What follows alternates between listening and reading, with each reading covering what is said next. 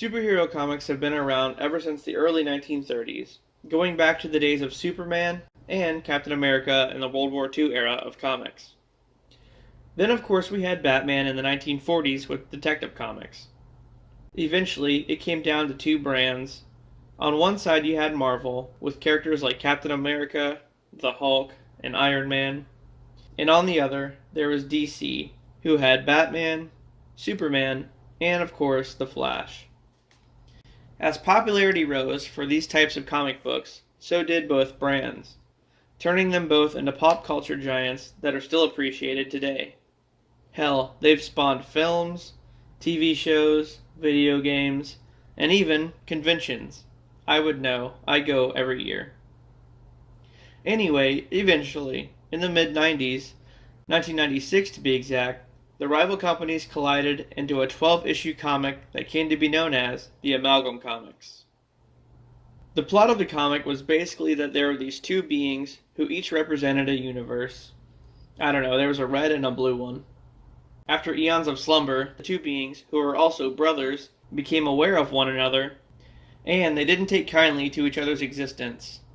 Then a tournament was held to see which universe was superior. There were at least several matches. Storm vs. Wonder Woman, Wolverine vs. Lobo, Hulk vs. Superman, Captain America vs. Batman, among others. And they were pretty brutal. They beat the shit out of each other.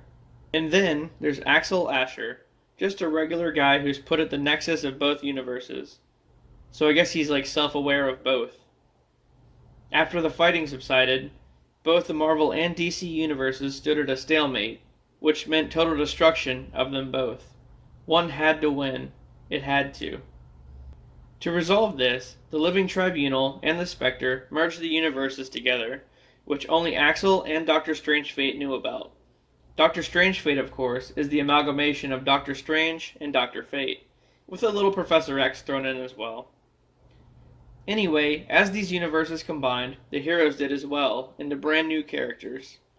We had Super Soldier, the combination of Captain America and Superman; Amazon, the combination of Storm and Wonder Woman; Dare, who is Deathstroke and Daredevil; Cat's Eye, Elektra and Catwoman; Trevor Castle, the Punisher and Steve Trevor; Speed Demon, Ghost Rider and the Flash; Spider-Boy, Spider-Man and Superboy.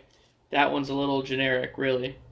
Iron Lantern, obviously Iron Man and Green Lantern; Sparrow, Jubilee and Robin, which is weird because throughout the comic, when they interact, they have like some kind of like love interest, I guess. But one of the most popular ones is Darkclaw, which is Batman and Wolverine.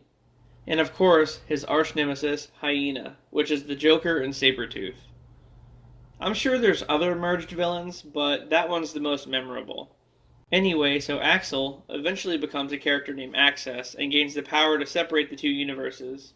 Before the merge even happened, shards of each universe were planted inside Batman and Captain America respectively. So once the brothers were separated, Captain America and Batman helped them to realize that the feud was pointless. The Watchers of each universe, the Spectre representing DC, and the Living Tribunal representing Marvel, returned everything back to normal. And yeah, that's pretty much it.